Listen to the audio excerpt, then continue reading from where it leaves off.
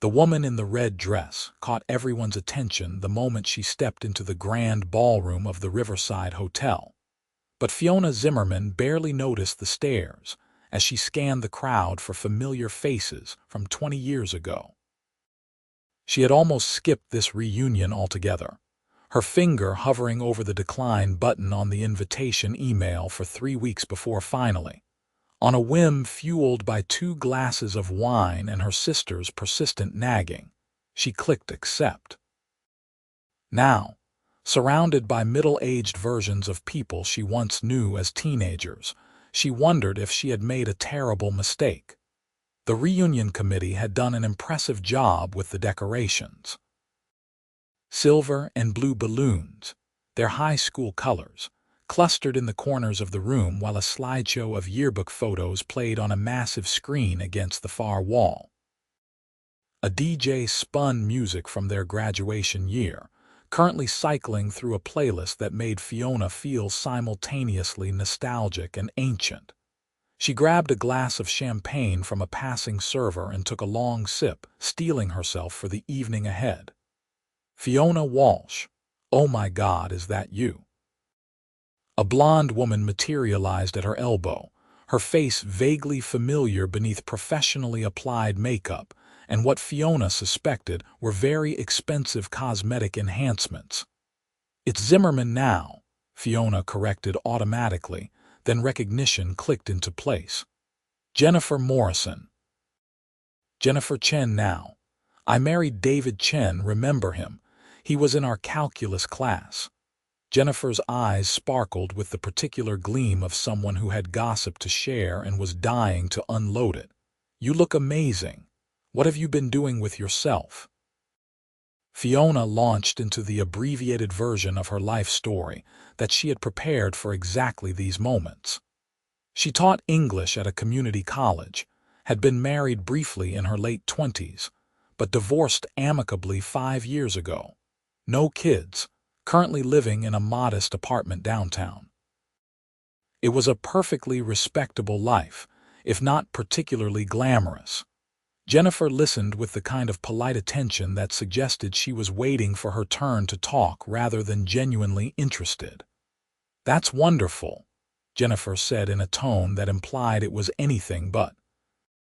"I'm a pediatric surgeon now. David and I have 3 kids, all in private school. We just got back from our summer home in the Hamptons."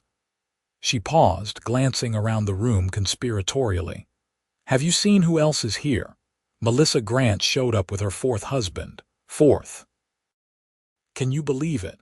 And apparently Brett Zachary is supposed to make an appearance tonight." The name triggered a faint memory, but Fiona could not quite place it. "Brett Zachary?"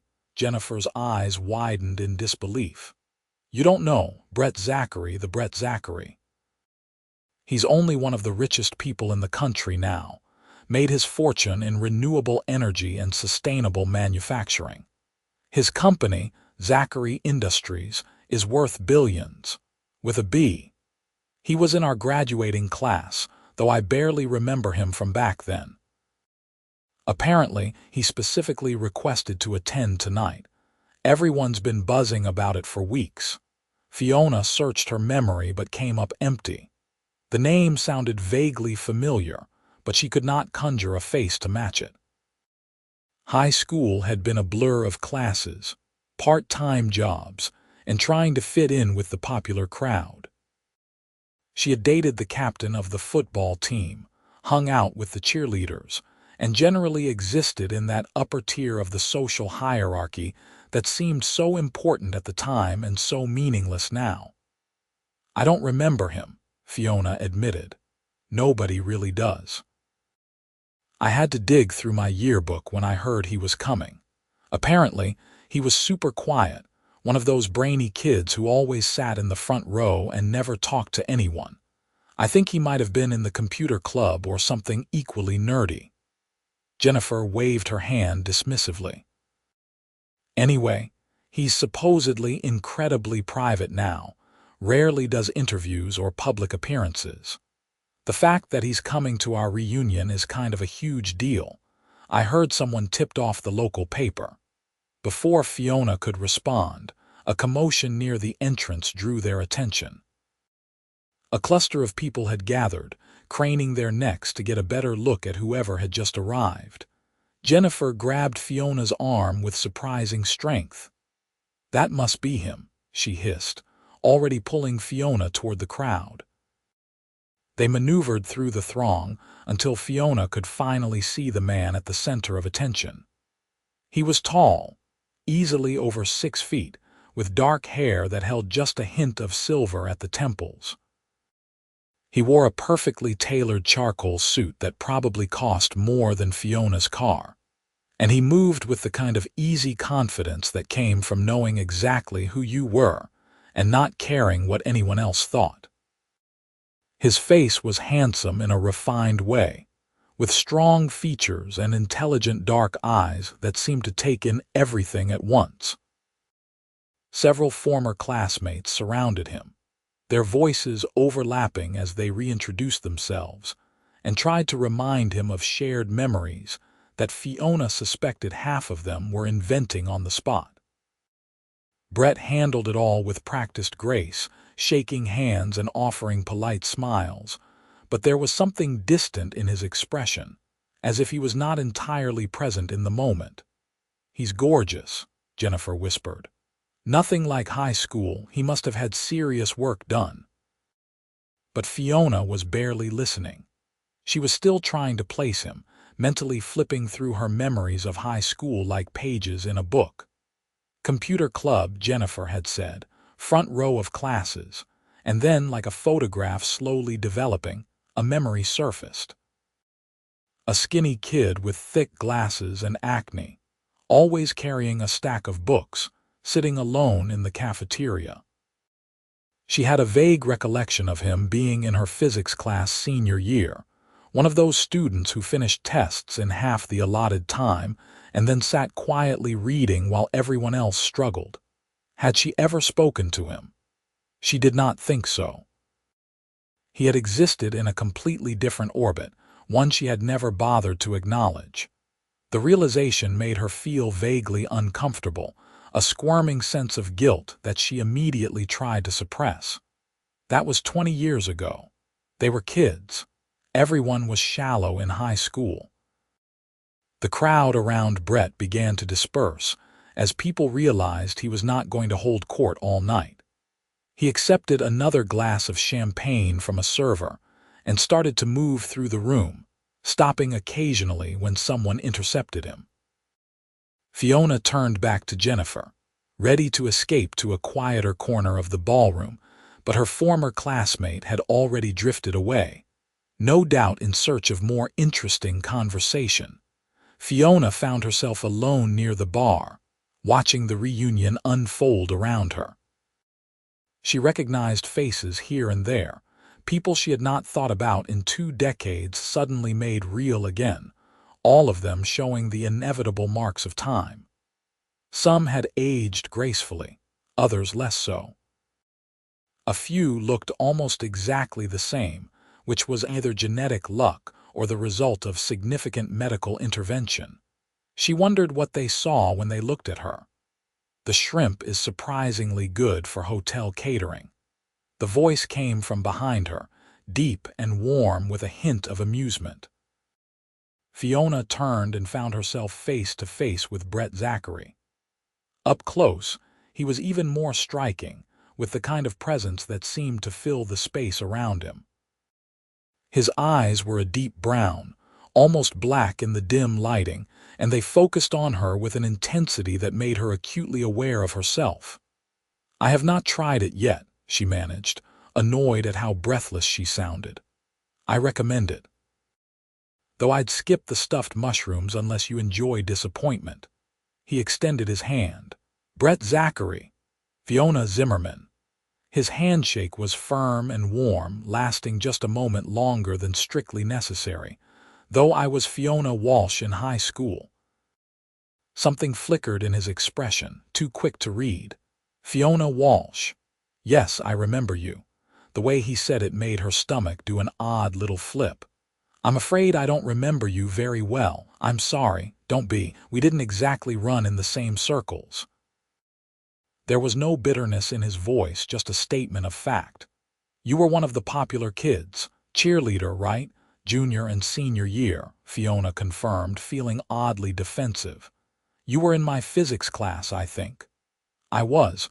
Mrs. Henderson, fourth period." "You sat 3 rows back, usually next to Rachel Kim. You had a habit of twirling your pen when you were thinking."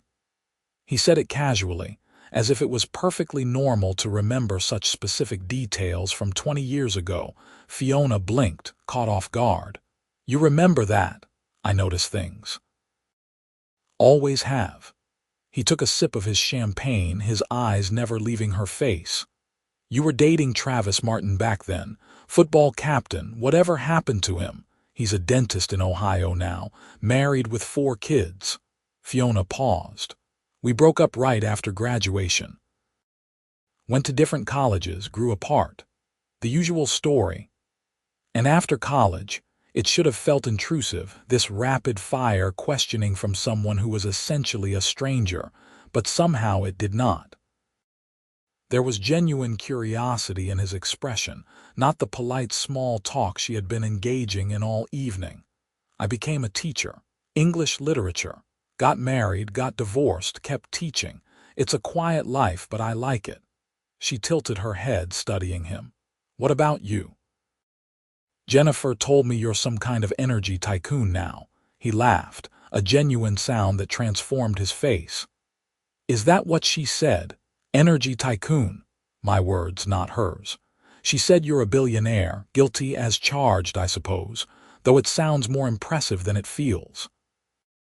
"I started a company that manufactures sustainable energy systems and eco-friendly building materials. We got lucky with timing and some good patents. Now it's grown into something much bigger than I ever anticipated." He gestured around the room. "Hence the circus.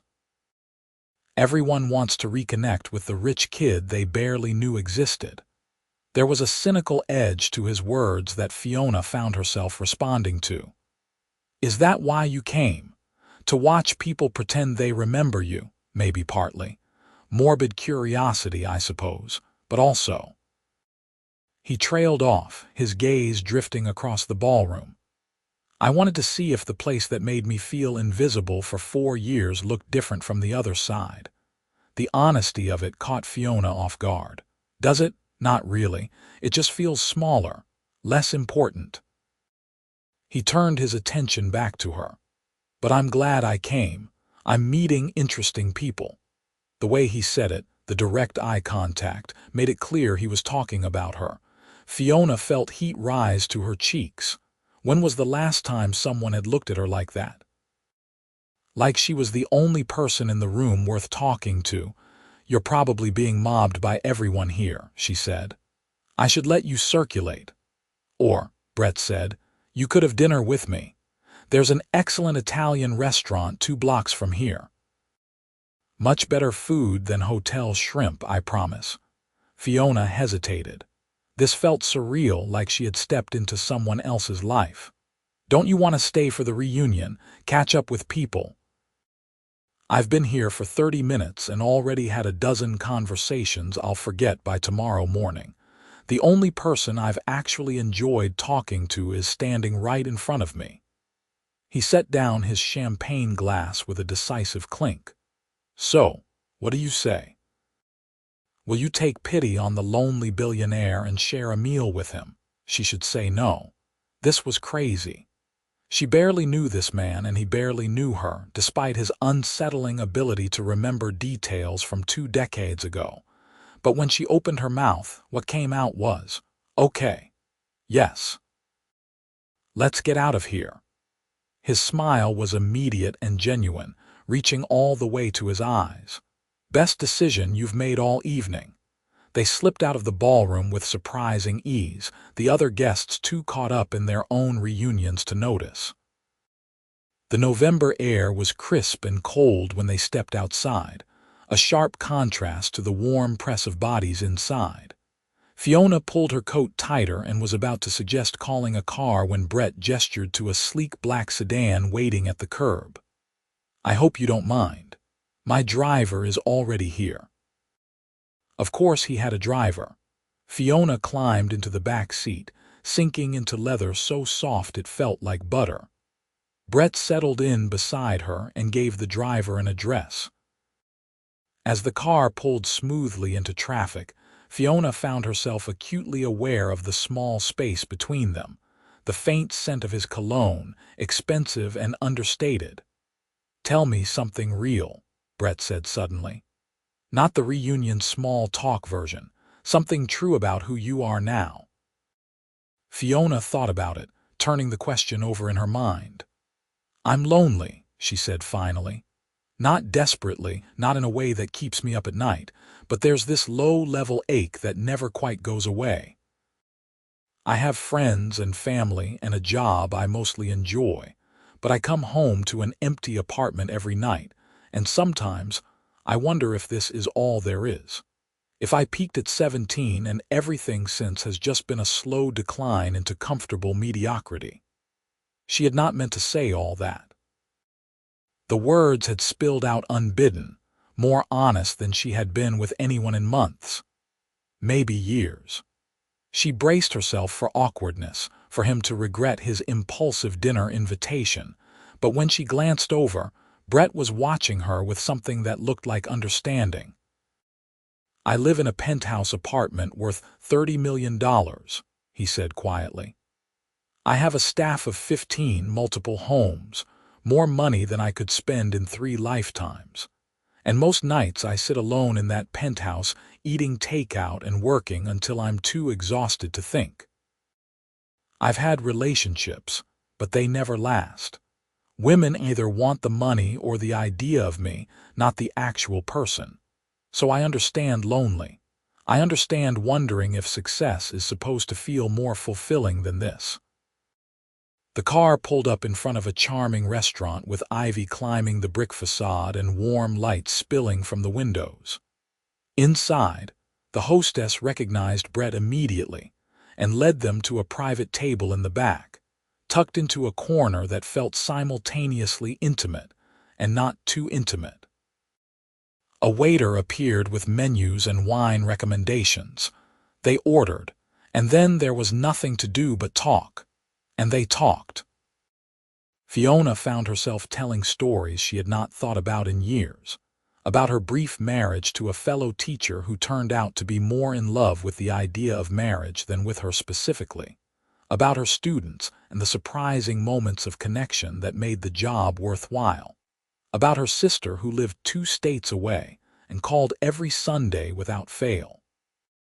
Brett matched her story for story. He talked about dropping out of MIT after 2 years to start his first company, a decision his parents thought was insane until it paid off beyond anyone's wildest dreams. He described the loneliness of being at the top, surrounded by people who wanted something from you but never quite seeing you as fully human. He talked about his brother, who had died in a car accident 5 years ago, and how that loss had shifted his entire perspective on what mattered. "I almost did not come tonight," he admitted over the main course, twirling pasta around his fork. "My assistant thought I was crazy. Why would you want to go back there?" she kept asking, and I couldn't explain it properly. But there was this part of me that needed to see it again. To prove something, maybe. That the kid who ate lunch alone in the library turned out okay. "More than okay," Fiona said softly. "Maybe. But you know what's strange? I've been planning this for months, building it up in my head as this momentous thing. And then I walked into that ballroom and felt absolutely nothing.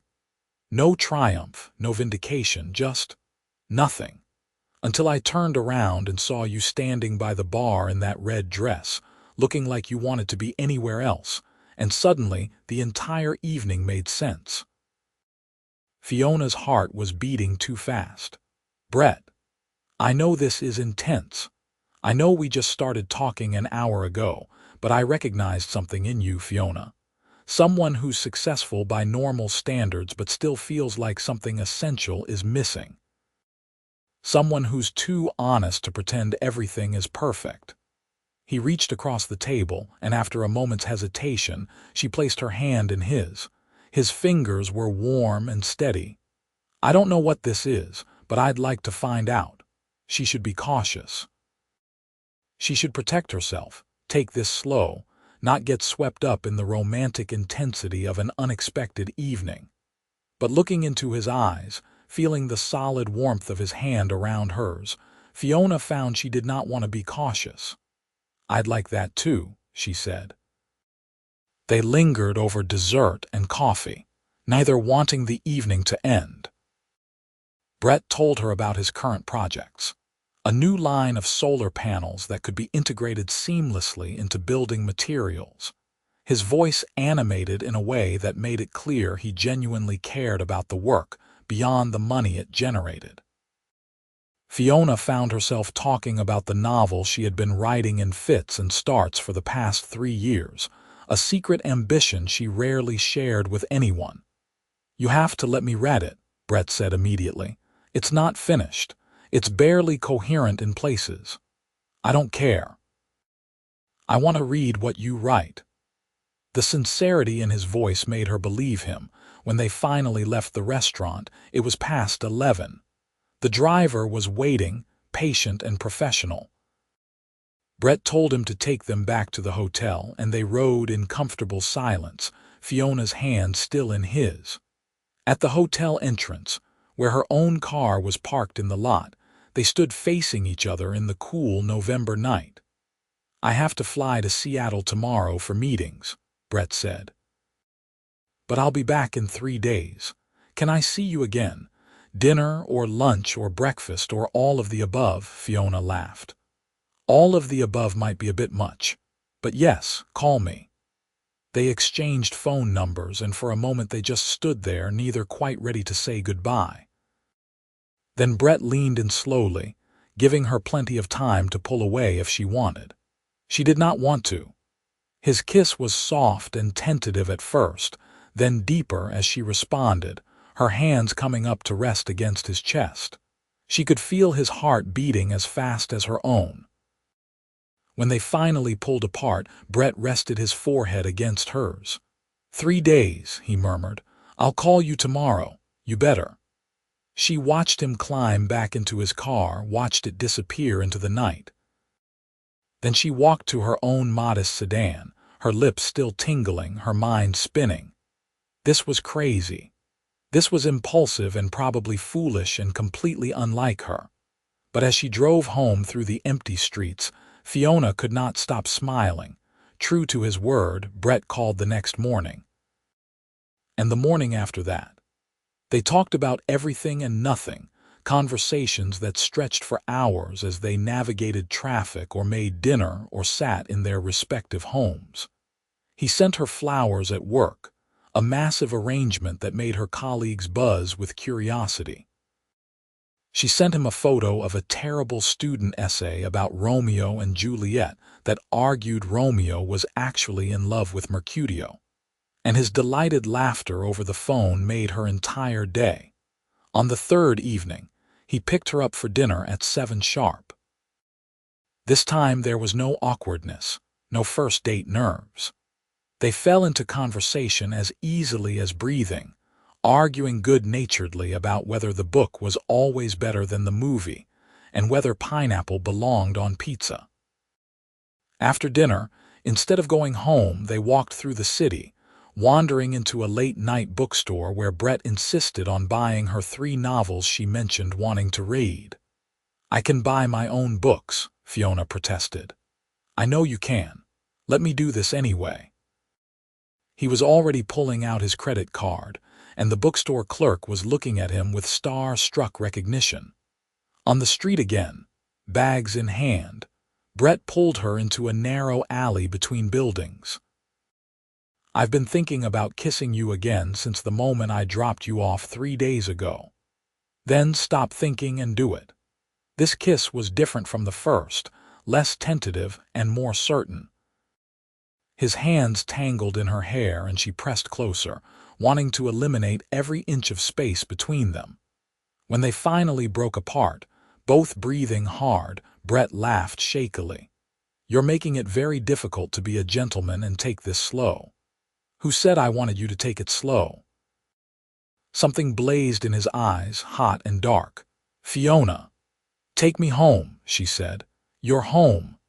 They barely made it through the door of his penthouse before they were on each other, a tangle of lips and hands in desperate need. Clothes scattered across the marble foyer, and Brett lifted her easily, her legs wrapping around his waist as he carried her to the bedroom. What followed was intense and passionate and exactly what she needed, their bodies learning each other with an urgency that felt like making up for lost time. Afterward, wrapped in his sheets with her head on his chest, Fiona felt more content than she had in years. Brett's fingers traced lazy patterns on her shoulder, and she could hear his heartbeat beneath her ear, steady and strong. I have a confession, he said into the quiet darkness. I didn't just happen to talk to you at the reunion. I came specifically to see you. Fiona lifted her head to look at him. What? He met her gaze steadily. When I saw your name on the attendee list, I knew I had to be there. I've thought about you on and off for 20 years, Fiona. You were this bright, beautiful, untouchable girl. And I was the invisible nerd who watched you from across the cafeteria and never worked up the courage to say a single word. I built an empire partly because I wanted to become someone you might actually notice. She should have been disturbed by this revelation. It towed the line of obsessive. But instead, she found herself oddly touched. You could have just introduced yourself back then. You were dating Travis Martin, and even if you weren't, we existed in completely different worlds. You were kind from what I observed. You never participated in the bullying, never mocked the nerdy kids. But you also never saw us. We were invisible to you. It was true, and the truth of it stung. I'm sorry. I was shallow and stupid. You were 17, we all were. He pulled her closer. But when I walked into that reunion and saw you standing there, looking just as beautiful but real in a way you never did in high school, I thought maybe I'd been given a second chance. Not to prove something to the girl who didn't notice me, but to actually get to know the woman she became. Fiona kissed him, slow and sweet. I'm glad you took it. I'm glad you came. I'm glad you talked to me. Me too. They fell asleep tangled together, and when Fiona woke in the morning to sunlight streaming through floor-to-ceiling windows and Brett's arm around her waist, she felt something click into place inside her chest. This was what had been missing. Not just romance or physical intimacy, but this sense of genuine connection, of being truly seen by another person. The next weeks blurred together in a haze of happiness. Brett rearranged his schedule to spend more time in town, and when he did have to travel for business, he flew her out to meet him. They had dinner in Paris, breakfast overlooking Sydney Harbor, midnight walks through Tokyo. It should have been overwhelming, the private jets and five-star hotels and world that came with being Brett Zachary's girlfriend, but somehow it felt natural. He never made her feel less than, never used his wealth as a weapon or a barrier. Instead, he shared it openly, delighting in showing her things she had never experienced, but their best moments were often the simplest ones. Sunday mornings in his penthouse kitchen, Brett making pancakes while she read the paper. Evenings curled up on her couch watching terrible reality TV, Brett providing sarcastic commentary that made her laugh until her sides hurt. The night he came to one of her readings at a local bookstore, sitting in the back row, but giving her the most enthusiastic applause. I'm falling in love with you, he said one evening as they walked along the river, the city lights reflecting off the water. He said it casually, like he was commenting on the weather, but his hand tightened around hers. Fiona stopped walking, pulling him to face her. Good. Because I'm falling in love with you too. His smile was radiant. Yeah, completely, terrifyingly in love. He kissed her there on the riverside path, gentle and reverent, and Fiona felt tears prick her eyes. How had this happened? How had a random high school reunion turned into the best thing in her life? Of course, it was not all perfect. They had their first real fight 6 weeks in, over something stupid. Brett had made a large donation to the community college where Fiona worked without telling her first, and she felt ambushed when the dean called her into his office to gush about her boyfriend's generosity. "You should have asked me first," she said when she confronted him that evening. "You made me look like I was using our relationship to get money for the school. That's not what I intended at all. I just wanted to help. You're always talking about how underfunded your programs are." He looked genuinely baffled by her anger. "It's not about the money. It's about you making decisions that affect my professional life without consulting me. I'm not some damsel who needs rescuing. I'm a capable adult with my own career." "I know that." "God, Fiona, of course I know that. I'm sorry, you're right. I should have talked to you first." He ran a hand through his hair, frustrated. "I'm used to being able to solve problems with money. I forget that's not always appropriate." They worked through it, talking late into the night about boundaries and respect and the unique challenges of their relationship. It was not easy, but they came out stronger on the other side with a better understanding of each other. The holidays approached, and Brett invited her to spend Thanksgiving with him. Just the two of them, he said, in a cabin he owned in the mountains. No staff, no distractions, just them.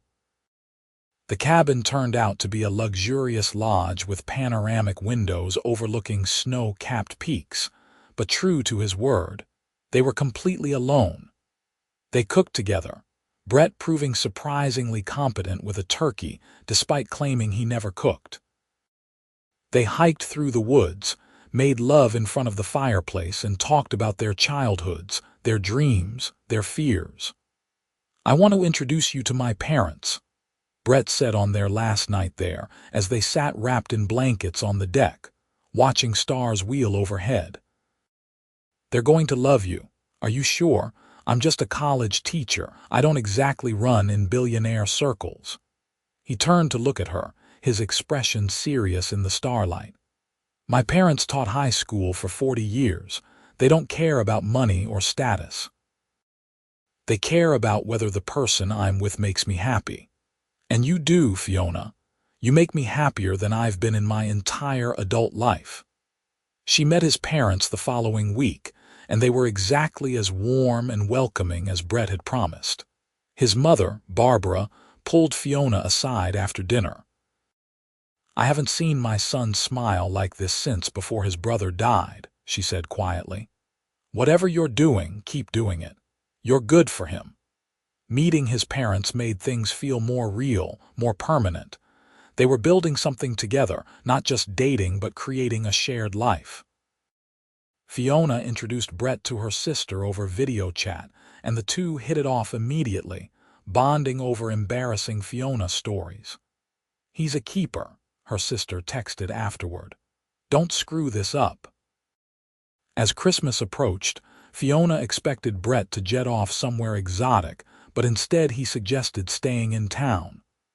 "I want a real Christmas," he said. "Tree decorations, terrible holiday movies, all of it." They spent a weekend transforming Fiona's apartment into a winter wonderland, Brett insisting on the biggest tree that would physically fit in her living room. He had terrible taste in ornaments, choosing the gaudiest, most ridiculous ones he could find, and Fiona loved him even more for it. On Christmas morning, they exchanged gifts in their pajamas, surrounded by torn wrapping paper and the smell of cinnamon rolls baking. Fiona gave him a first edition of his favorite book, something she had hunted down through rare bookstores. He gave her a key. "To the penthouse," he clarified, seeing her confused expression. "I know it's fast. I know we've only been together a few months, but I want you to have your own space there. I want you to feel like it's your home too, whenever you want it to be." Fiona turned the key over in her hands, feeling the weight of what he was offering. This was not just about convenience or grand gestures. This was trust.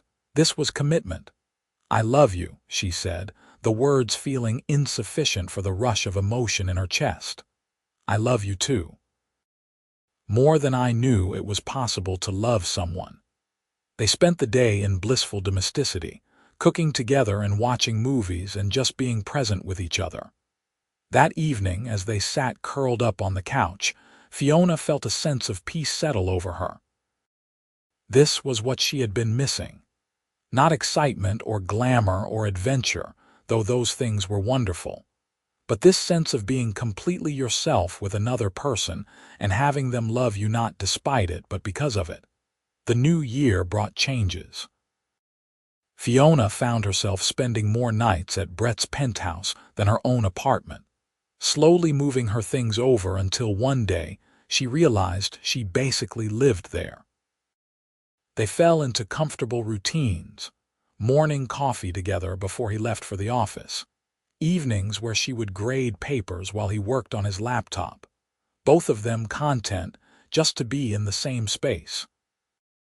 She met his business partners and closest friends, a tight-knit group who clearly cared about him deeply. They welcomed her warmly, and she slowly became part of the fabric of his life. He did the same with her world, charming her colleagues at faculty events and remembering the names and details of all her friends. "You're different with him," her friend Margaret observed over lunch one day. "Lighter, like some weight you were carrying around is finally gone." It was true. Fiona had not realized how much of herself she had been holding back, keeping safe and small to avoid being hurt. With Brett, she could be fully herself, messy emotions and all, and he met her with the same vulnerability. They traveled together when they could, but more often they found themselves craving the quiet moments at home. Cooking dinner together, reading in bed, the small intimacies that built a real life rather than just a romance. In March, Brett had to attend a major industry conference in New York. He asked Fiona to come, and she took a few personal days from work to join him. The conference itself was tedious, full of panels and networking events, but watching Brett in his element was fascinating. He commanded respect effortlessly, people gravitating to him not just because of his wealth, but because of his genuine expertise and vision. At the gala dinner on the final night, Fiona wore a midnight blue gown that made Brett's eyes darken when he saw her. They sat at a table with other industry leaders and their partners, and Fiona found herself holding her own in conversations about sustainable development and green technology, drawing on knowledge she had picked up from listening to Brett. "You're incredible," he murmured during a break in the speeches, his hand warm on her knee under the table. "Do you know that? I'm really not. I'm just a teacher who got lucky enough to meet you." "No, you're brilliant and compassionate and you make me want to be better." "The luck is entirely mine." Later that night, back in their hotel suite, Brett seemed nervous in a way she rarely saw. He kept pacing, starting to say something and then stopping. "What's wrong?" Fiona finally asked, concerned. He stopped pacing and turned to face her. "Nothing's wrong. Everything is right, actually. That's the problem. Or not the problem, but—" He took a deep breath. "I'm messing this up. Brett, you're not making sense." He reached into his jacket pocket and pulled out a small velvet box. Fiona's breath caught. "I had this whole plan," he said, dropping to one knee. "I was going to take you to Paris in the spring, propose at the top of the Eiffel Tower or something equally romantic and cliché. But I'm standing here looking at you, and I can't wait another day. I can't pretend I don't know with absolute certainty that I want to spend the rest of my life with you." He opened the box, revealing a stunning ring, a sapphire surrounded by diamonds that caught the light and sparkled like captured stars. "Fiona Walsh Zimmerman, will you marry me? Will you let me love you for the rest of our lives? Will you build a future with me, not because of money or status or anything external, but just because we make each other better. Because we understand each other in a way no one else does. Tears were streaming down Fiona's face. Yes. Yes. Of course, yes. He slipped the ring onto her finger, and then he was standing, pulling her into his arms and kissing her with a fierce joy that made her laugh against his lips. This was happening.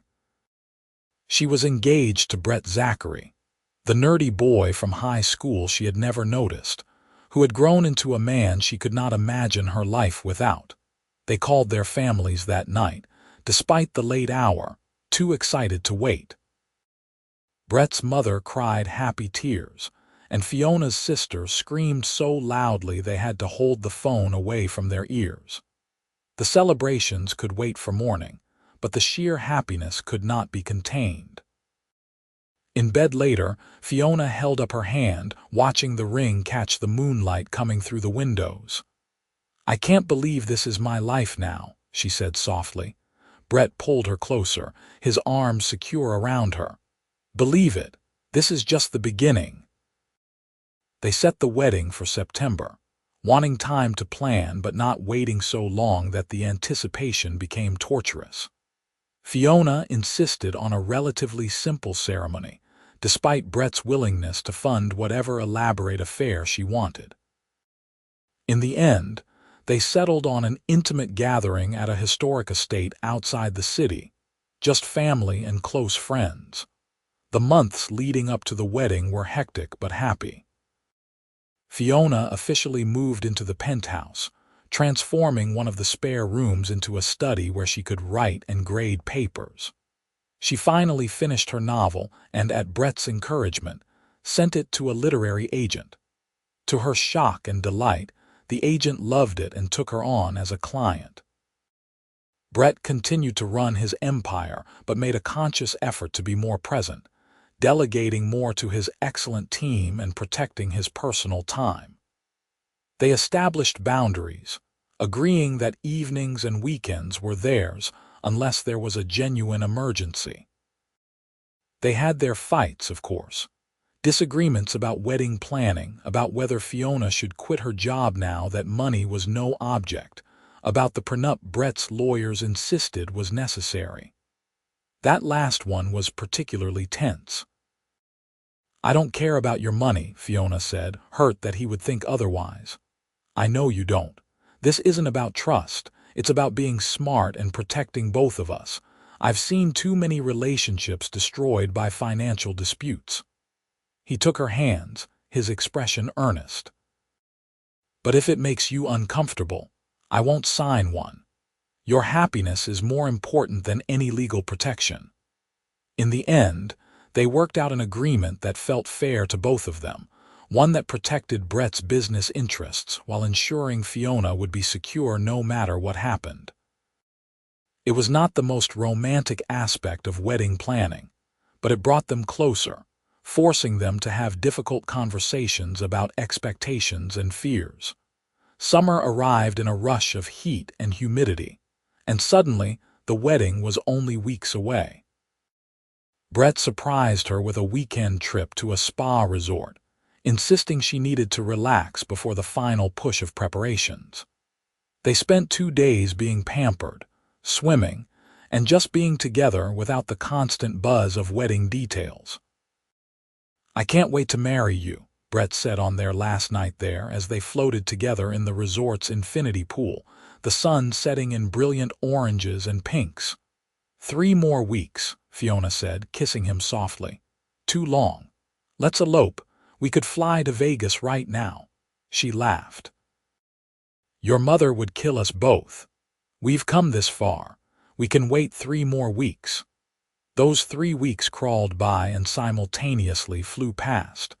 There were final dress fittings and tastings and a million tiny decisions that somehow all seemed critically important.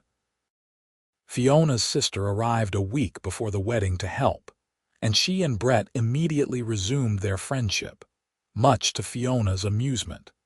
The night before the wedding, following tradition, Brett stayed at his parents' house while Fiona remained at the penthouse with her sister. I miss him already, Fiona admitted, feeling silly. It's one night.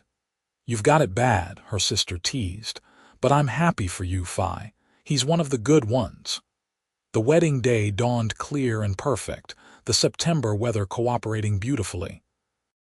Fiona stood in the bridal suite at the estate, her sister fussing with her veil, and felt remarkably calm. No cold feet, no last-minute doubts, just a deep certainty that she was about to marry exactly the right person.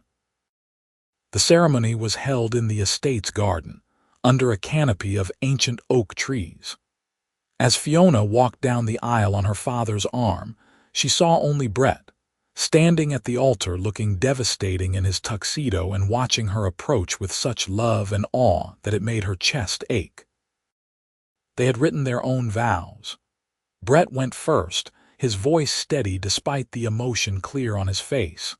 Fiona, for most of my life I thought success meant building something big, making money, proving I was worth noticing. But the night I walked into that reunion and finally worked up the courage to talk to you, I realized I had it all wrong. Success isn't what you build or what you own. It's who you love and who loves you back. You see me, really see me, not the billionaire or the company, but the person underneath. You make me laugh, you challenge me. You make every single day better just by existing. I promise to love you fiercely and honestly. I promise to always choose you, to build a life with you that's based on partnership and respect and genuine connection. I promise to never take you for granted, to appreciate every moment we have together. You are my second chance, my great love, and I will spend the rest of my life trying to deserve you. Fiona was crying openly now, and when it was her turn to speak, she had to pause a moment to compose herself. Brett, when I walked into that reunion, I was going through the motions of my life, convinced this was as good as it got. I was resigned to being fine, never realizing I could have extraordinary. Then you talked to me, really talked to me, and everything changed. You reminded me what it feels like to be truly known by another person, to be loved not for who you wish you were, but for who you actually are. You're brilliant and kind, and you make me feel like I can do anything. I promise to support your dreams while building my own. I promise to be your partner in every sense of the word. I promise to love you on the easy days and the hard ones, when you're at your best and when you're struggling. You are my unexpected gift, my greatest adventure, and I will spend the rest of my life showing you that you are loved. The officiant pronounced them married, and Brett pulled her into a kiss that was both gentle and passionate, both of them smiling too hard to do it properly. Their guests erupted in applause, and as they walked back down the aisle together, Fiona felt like her heart might burst from happiness. The reception was a blur of toasts and dancing and joy. Brett's best man told embarrassing stories from college, and Fiona's sister gave a speech that had everyone laughing and crying. They cut the cake, Brett managing to get frosting on Fiona's nose, which she retaliated by smearing across his cheek. Their first dance was to a song they had discovered together, an obscure indie ballad that somehow perfectly captured their relationship. Late in the evening, they snuck away from their own reception for a few moments alone. They stood on a terrace overlooking the estate's gardens, the sounds of celebration drifting from the tent behind them. "Hello, Mrs. Zachary," Brett said, pulling her close. "I'm keeping Zimmerman professionally," Fiona reminded him, but she was smiling. "But I like the sound of that for personal use. However you want to be called is fine with me, as long as you're mine. Always," she promised.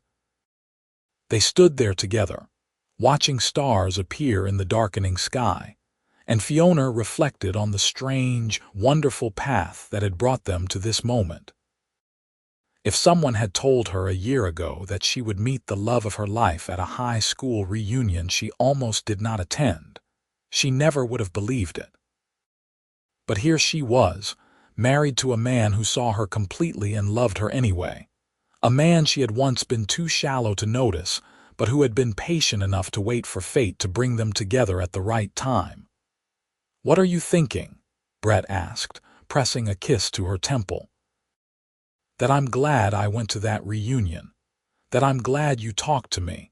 That I'm glad for every single choice that led us to this moment. Me too. Even the painful ones, because they brought us here." They returned to the reception eventually, dancing and celebrating with their loved ones into the early morning hours. When they finally left, exhausted and happy, rose petals raining down on them, Fiona felt like she was starting a new chapter of her life. One that would be full of love and partnership, and all the messy, beautiful reality of building a life with another person. They honeymooned in Italy. 2 weeks of incredible food and art, and long walks through ancient cities. They made love in a villa overlooking Tuscan vineyards, swam in the Mediterranean, and fell even more deeply in love with each other. But the best part was coming home together, to their shared space, their shared life. Fiona returned to teaching in the fall, finding renewed passion for her work now that it was balanced with such happiness at home. Brett launched a new initiative to provide sustainable energy solutions to underserved communities, a project that combined his business acumen with genuine desire to make a difference. 6 months after the wedding, Fiona's agent called with incredible news. A major publisher wanted to buy her novel. The advance was not huge by Brett's standards, but to Fiona it felt like validation, proof that her dreams were worth pursuing. "I'm so proud of you," Brett said, spinning her around their kitchen in celebration. "You did this yourself. Your talent, your hard work. You supported me. You believed in me. Because you're worth believing in." Life settled into a rhythm that was both comfortable and exciting. They hosted dinners for friends, attended charity events together, took weekend trips on a whim. Fiona got to know Brett's business world better, occasionally offering insights that he found valuable. He became a familiar face at faculty events, charming her colleagues and asking thoughtful questions about their research. A year into their marriage, they started talking seriously about children. It was a big step, one that scared them both for different reasons. Brett worried about being absent like his own father had been when he was building his initial company. Fiona worried about losing herself in motherhood, about her career taking a backseat. "We'll figure it out together," Brett promised. "Like we figure out everything else. We're a team." They tried for several months before Fiona got pregnant. When the test came back positive, they both cried, overwhelmed by the enormity of it. They were going to be parents. They were going to bring a person into the world and try their best not to completely mess them up. The pregnancy was not easy.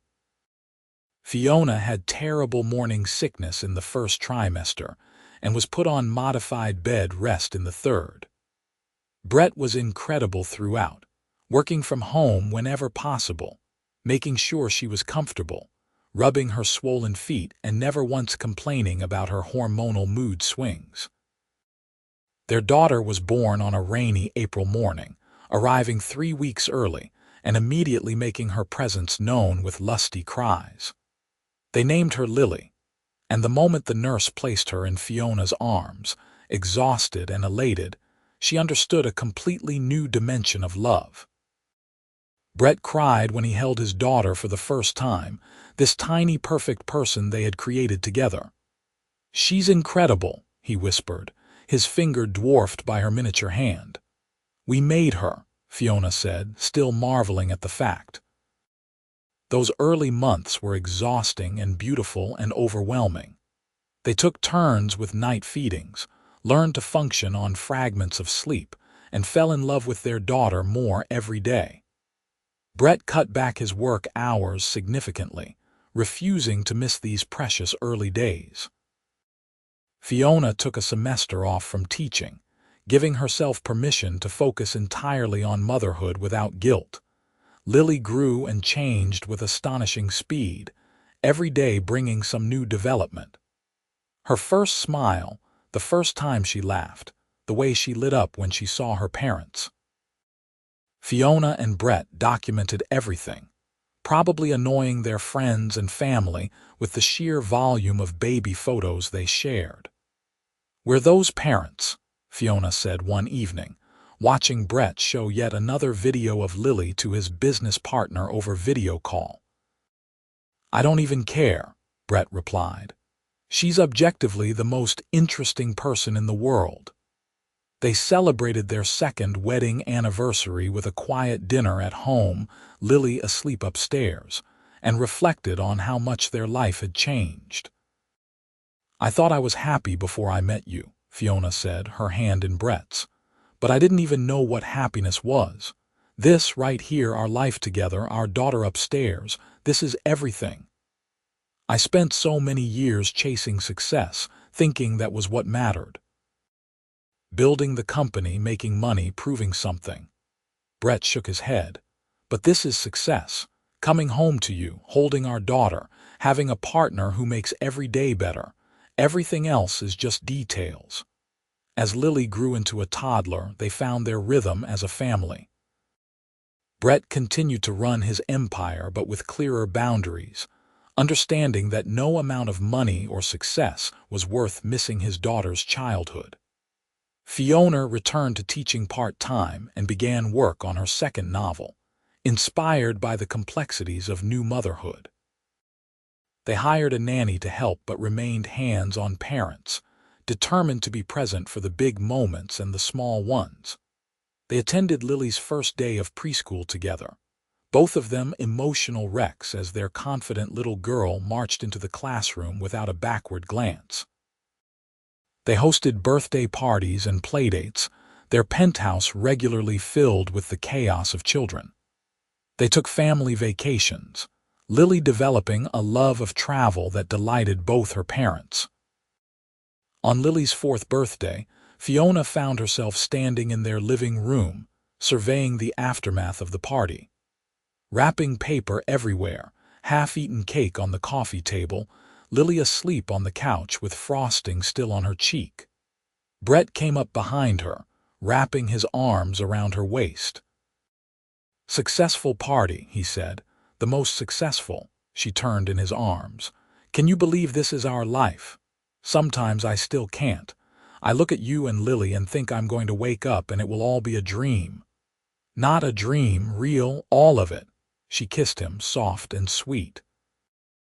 "I love you, Brett Zachary. I love the life we have built. I love who you are as a husband and a father. I love everything about this. I love you too. More than I did yesterday, less than I will tomorrow." It was cheesy, the kind of thing that would have made Fiona roll her eyes if anyone else had said it. But from Brett, it was perfect. They talked sometimes about having another child, but they were happy with their family of 3. Lily was enough, a perfect combination of both of them, with Fiona's curiosity and Brett's determination.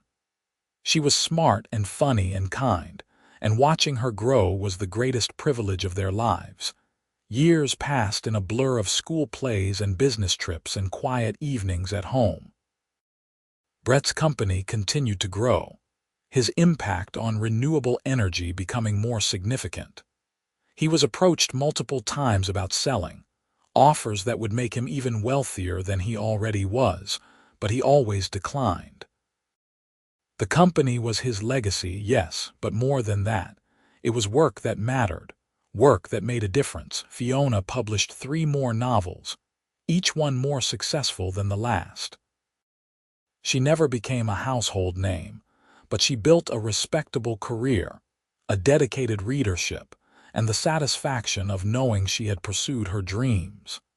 She continued teaching, finding that she loved the balance of both creative and academic work.